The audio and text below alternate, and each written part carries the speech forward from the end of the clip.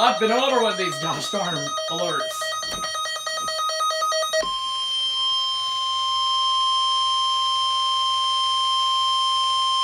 A severe thunderstorm warning remains in effect until 2 p.m. for northern Christian and south central Hopkins counties.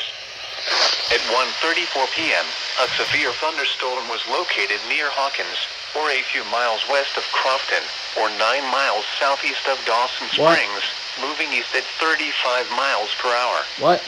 Hazard, 2-inch hail and 70 miles per hour wind gusts. What?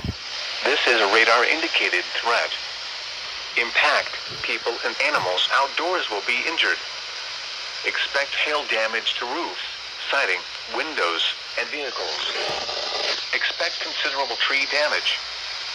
Wind damage is also likely to mobile homes, roofs, and outbuildings.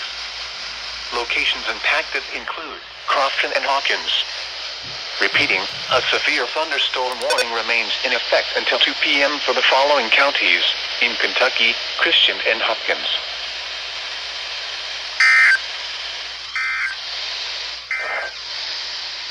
Taking a look at your 7-day local